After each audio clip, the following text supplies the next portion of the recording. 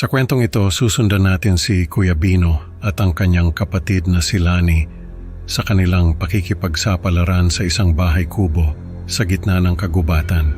Habang sinusubukan nilang maghilom mula sa mga sugat ng nakaraan, isang hindi inaasahang presensya ang nagparamdam sa kanila na tila hindi matahimik.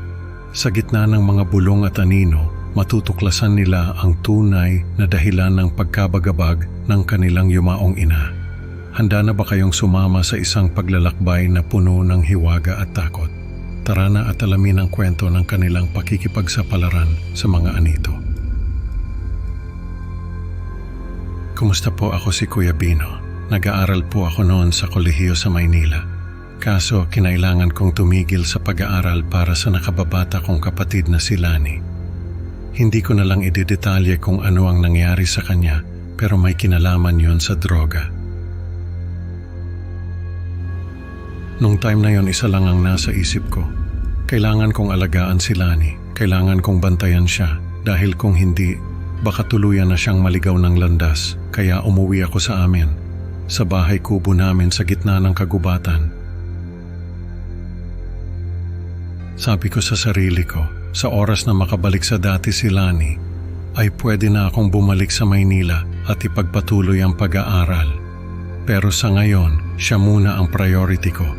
Nung makarating ako sa amin, ay ramdam ko agad ang lungkot at kapabayaan sa bahay. Halos ilang buwan pa lang nung mamatay ang nanay namin, kaya ramdam na ramdam pa rin yung pagluluksa sa bahay, lalo na at undas na naman. Sabi ko sa sarili ko, ay maglilinis ako ng bahay. Mag-aayos at magpapalit ng mga kurtina at punda. Kailangan kong aliwin ang sarili ko at si Lani. Nung makita ko yung mga lumang litrato namin, ay biglang bumulong yung hangin. Narinig ko yung boses ni nanay. Sabi niya, "Patawad." Galing yung boses sa mga anino. Nakatingin sa akin yung anino ni nanay. Paalala ko lang po na anito si nanay, hindi siya matahimik. Sabi ko kay Lani na maglinis kami ng bahay. Magpapalit ng kurtina, magpupunas ng mga bintana at sahig. Maglilinis sa labas, mag-aayos ng mga halaman at magpapalit ng pintura. Sabi ko, para sa undas. Para naman kahit papaano ay maging masaya kami. Tuwang-tuwa naman si Lani at sinabing tutulungan niya ako. Nung mga sumunod na araw, ay ginawa namin lahat ng sinabi ko. Nagbago yung itsura ng bahay. Naging mas maliwanag at mas maaliwalas. Naglagay din kami ng mga bulaklak sa altar ni nanay. Sabi ko kay Lani na magluluto kami ng paboritong pagkain ni nanay sa undas. Tapos, magdarasal kami para sa kanya.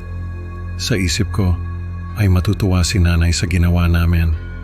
Pero hindi yun ang nangyari. Imbis na matuwa, ay parang nagalit pa siya. Dahil sa mga sumunod na araw, ay nagsimula na naman kaming makarinig ng mga bulong. Makakita ng mga anino at makaramdam ng presensya sa bahay. Parang sinasabi ng anito na hindi nito gusto yung ginawa namin. Na hindi namin dapat pinakialaman yung mga gamit niya. Na hindi namin dapat pininturahan yung dingding at pinalitan yung mga kurtina. Nung isang araw, nakita ko si Lani na may itinatagong bote ng mga gamot. Hindi ko alam kung saan niya nakuha yon. Pero kinutuban ako ng hindi maganda. Kinumpronta ko siya at sinabi niya sa akin na para daw yun sa sakit ng ulo niya. Hindi ako naniwala. Nagalit ako at kinuha ko yung mga gamot. Tinapon ko yun sa labas. Nagalit sa akin si Lani. Sabi niya na wala akong pakialam sa mga gamit niya. Nung mga oras na yon ay biglang nagbukas yung ilaw sa kusina. Nagbukas yung gripo at nagbagsakan yung mga plato. Ramdam ko yung galit ni nanay, pero hindi ko na lang pinansin. Mas inuna ko si Lani. Undas na naman, umuulan ng malakas at may bagyo. Nagdarasal kami ni Lani sa altar ni nanay nung biglang bumukas yung pinto. Nakita namin si nanay na nakatayo sa labas. Basang-basa ng ulan at nakatingin sa amin. Nagsisigaw si Lani. Tumayo ako at sinara yung pinto.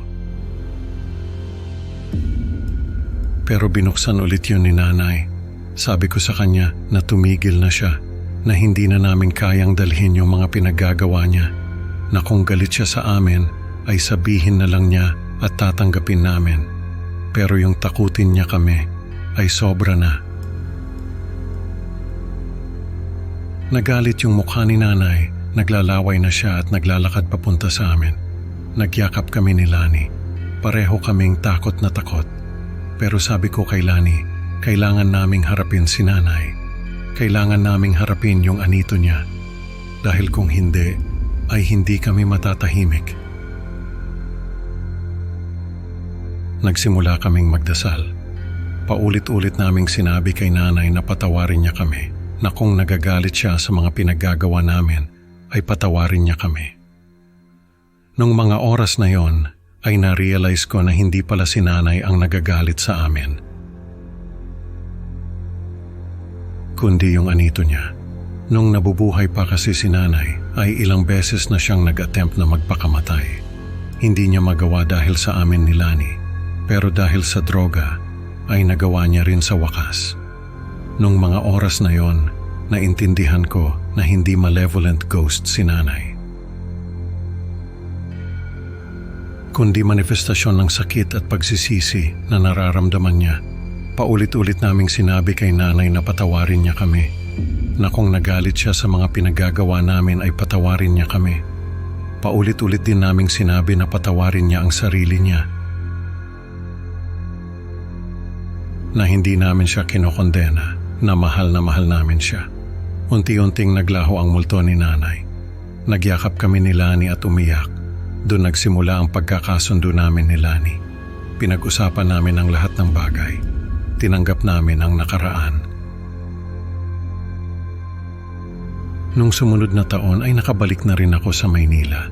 Si Lani naman ay nagtrabaho sa bayan. Nagsimula ulit kami ng panibagong buhay.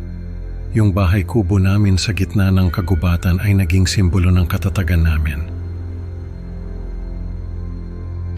Maraming salamat sa iyo, Lani. Sa kabila ng lahat ng pinagdaanan natin ay naging matatag ka pa rin. Sana ay magustuhan mo itong kwento natin. Isa na lang itong bulong sa kagubatan. Isang kwento ng kaligtasan sa hindi nakikitang puwersa ng ating ninuno. Sa kwentong ito natutunan natin na ang mga anito ay hindi laging masama. Minsan sila'y mga alaala ng sakit at pagsisisi. Salamat sa pakikinig. Like and subscribe para sa mas marami pang creepy Pinoy stories. Hanggang sa susunod, huwag kalimutang pakinggan ang mga bulong sa dilim.